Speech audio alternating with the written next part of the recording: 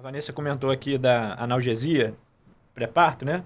E eu acho que a gente podia fazer um bate-bola aqui com alguns tabus que o pessoal talvez não saiba, para a gente ver do ponto de vista do pediatra se interfere ou se não interfere, né? Por exemplo, cesárea ou parto normal. É claro que tem algumas vezes que não tem como escolher, Isso. tem que fazer cesárea, não tem jeito, mas Aham. aquela mãe que já meio que se programa para fazer ou cesárea ou parto normal, tem diferença?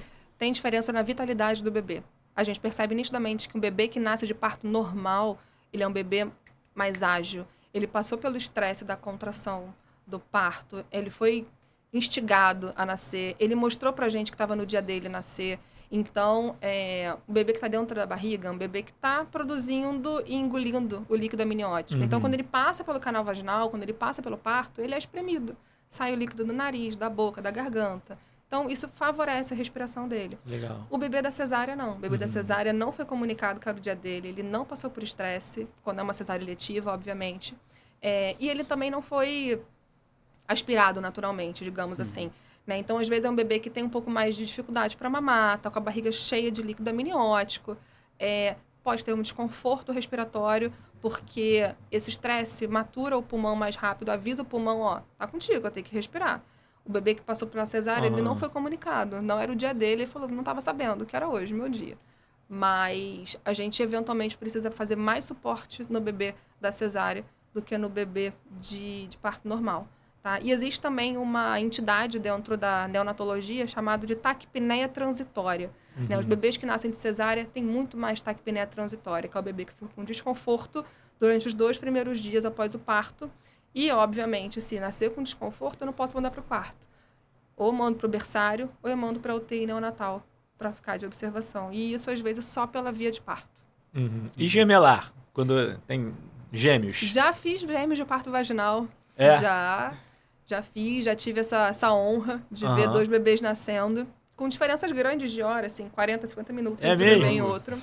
Exatamente. Então, não é contraindicado. É óbvio que algumas diretrizes conversam sobre a posição do primeiro bebê, né? Se o primeiro bebê tiver pélvico, não tem como, porque tem maior chance, enfim, de ter desfechos desfavoráveis, mas não é impossível, tá? Mais que 2 é sempre cesárea, mas 2 dá para parir. Mas tem alguma peculiaridade quando 2 você sabe que pediatras. só ter 2 pediatras? 2 pediatras. Mas para o bebê em si, eu sei que é alto risco, né? Isso, é Por ser sempre gemelar, alto risco. sempre alto risco. Sempre. Mas no bebê você nota alguma diferença, assim, mais estrutural de quando ele nasce, de quando é gemelar? Às vezes a gente tem um bebê maior do que o outro, né? A gente costuma dizer, às vezes, que o G2 vai dar um pouquinho mais de trabalho do que o G1, tá? Mas eu já também presenciei outros momentos que eu falo, deixa eu pegar o G1, e aí eu me arrasava no G1 e o G2 nasceu super bem. Não tem como a gente prever, mas geralmente isso, é uma gestação de alto risco, pode parir por parto normal, dependendo da posição do bebê. E precisa de 2 pediatras, né? Eu não posso eu sozinha dar conta de 2 reanimações, caso seja necessário. Então, sempre 2 pediatras. Então, gestação gemelar já começa a ser mais caro desde o ultrassom. Você paga mais no ultrassom, você paga mais no pré-natal, vai pagar mais no parto, que são 2 pediatras. É bom que já vai se acostumando para a vida toda, né? Isso. Pagar mais caro na Pelo escola. menos é uma gestação só. E tem diferença para você do peso que vai nascer o bebê? Porque tem lá a classificação, né? O peso ou o tamanho, isso influencia alguma coisa? Influencia sim. A gente tem aqui dois cortes, né? Para hospital particular, todo bebê que nasce com menos de 2 quilos, a gente precisa internar na UTI neonatal. Então, às vezes, gêmeos nascem de 37 semanas, mas aí o G2, sei lá, tem 1,990. A gente não tem segurança de mandar esse bebê para o quarto. Então, ele precisa ir para a UTI neonatal porque ele vai emagrecer, ele vai perder peso. Todo bebê perde ali uma média de 10% do peso de nascimento. Então, se eu tenho um bebê de 1,900 nascendo, ele vai parar para 1,700. E aí tem que esperar recuperar o peso para poder ir para casa. Né? E outra avaliação que a gente faz é uma avaliação de percentual. Se eu tenho um bebê de 38 semanas, nascendo com 4,5 kg, ele é um bebê super gordinho para a idade. Se eu for botar ele no gráfico de idade, ele é o que a gente chama de GIG, né? Que é grande para a idade gestacional. E esse bebê eu vou ter que ficar de olho nele, porque ele pode me dar problema no parto e pode me dar problema no quarto também, quando ele for para o alojamento conjunto, que pode fazer hipoglicemia bem rapidinho. E qual que dá mais trabalho? Que costuma dar mais? O Gig. grande ou o pequeno? O Gig? O Mais Gig. do que o Pig? Muito mais. Os pigs são espertos. É Digamos mesmo? que os pigs, eles estão sofrendo na barriga há mais tempo. Então, eles passaram por esse sofrimento. Eles têm uma adrenalina, um cortisol um pouquinho mais aumentado. O Gig não. O Gig tava lá comendo de boa, só engordando. E quando nasce, ele é meio mais difícil da gente lidar, digamos assim. Faz hipoglicemia ruim da gente trazer de volta. Porque, geralmente, o Gig... ele é filho de uma mãe diabética, né? Tratada ou não tratada. Geralmente, quando chega nisso, os 4 quilos, 700, 5 quilos, que sai bastante reportagem falando, que bebê fofinho. Pra você, pro pediatra é só trabalho.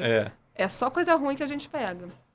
Então, é difícil a gente recuperar essa glicemia e muito certo da gente precisar internar esse bebê na UTI para começar a fazer recuperação de açúcar na veia dele. Isso porque, como a mãe diabética, e inclusive se desenvolver diabetes gestacional também, né? Sim, exatamente. Aí acaba sobrando mais açúcar no sangue da mãe, o bebê captura aquele açúcar e engorda bastante. O pâncreas dele está secretando insulina porque ele não é diabético. Aí e aí anaboliza, a gente cresce. corta o cordão umbilical e o pâncreas está lá. Só que aí cai o açúcar dele e ele não tem o açúcar para vir. A mamãe ainda está produzindo colostro, o leite ainda não desceu, não teve apojadura, e aí faz hipoglicemia. O que o bebê tem de sintoma com hipoglicemia? Sonolência. Bebê sonolento mama? Não mama, está sonolento. Se ele não mama, ele continua fazendo hipoglicemia. E a gente entra num ciclo vicioso. E aí, para eu tirar esse bebê do ciclo vicioso, ou eu complemento ele, ou eu interno ele na UTI neonatal, pego uma veia e flush de açúcar ele... acorda e chora. Então, peraí, esses bebês gigs, eles sempre vão ficar no quarto por um período pós-parto, né? No quarto não, no CTI, né? No Eles, UTI, não. eles podem ir pro quarto, a gente monitoriza a glicemia deles, e se ficar fazendo hipoglicemia que não resolve com dieta, né, está tentando complementar, não resolve, precisa ir pra UTI, porque ele pode fazer crise convulsiva. Entendi. Tem alguma diferença entre menino e menina? Você vê assim na prática? É só fazer uma pequena estatística na UTI neonatal. Ah. Tem muito mais menino internado do que menina. É mesmo? E por quê? Tem alguma explicação? Cara, dizem que é genética, dizem que desde lá do espermatozoide, né, que o espermatozoide do menino, ele é mais rápido, mas ele morre mais cedo. O da menina é mais lento, mas é mais resistente. Sim. Né? Dizem que é isso, mas é estatística, assim. Com certeza a gente tem muito mais menino internado na UTI do que menina. Você costuma acompanhar os bebês que você faz assistência do parto depois? Você continua vendo o desenvolvimento, fazendo a puericultura, né? Continuo. Atendo no meu consultório até 17 anos, 11 é? meses e 29 dias. Eu expulso eles com 18. Brincadeira, não expulso não, mas eu acompanho. Hoje, 90% da minha clientela são crianças até 2 anos de idade. Muitos deles que eu fiz a sala de parto, ou então que eu fiz o pré-natal e depois voltaram para parto comigo. E é onde eu tenho um carinho imenso, assim. Digamos que esses 1000 dias é o meu grande foco de estudo, é onde eu mais gosto de estar. Que é no pré-natal, no parto e nos próximos 2 anos, que se sustentam a criança ali. Legal. Então, que é onde a gente monta a base do ser humano, onde a gente prepara aquela criança para o restante da vida, onde a gente tem uma criança que ela é mais moldável, digamos assim, a gente consegue influenciar mais ela para gerar um adulto mais saudável. E faz total sentido, né? Porque ninguém melhor para saber da saúde daquela criança do que o pediatra que estava lá no minuto zero mesmo, sim, né? Sim, que bastante literalmente responsabilidade. Foi a pessoa que pegou ele ali, né? É bastante responsabilidade, assim. Eu vejo as famílias, assim, que às vezes falam, cara, você às vezes numa tosse, eu sei que não é nada porque você me falou, porque eu sei que você, tava lá comigo no parto, entendeu? Você conhece meu filho quase tão bem quanto eu conheço. Sabe que não é nada, ou então fala, Vanessa viajou, às vezes eu tiro férias, a pessoa fica, quem que eu vou recorrer? Eu falo, tem um sobreaviso. Não, mas eu precisava que você estivesse aqui. A gente sabe que a gente é médico, às vezes acontece isso com a família. Mas o pediatra, assim, eu sinto que ele é quase da família da criança, entendeu? É o meu pediatra. Sim, a posse. É meu pediatra. Legal. E a família confia, né?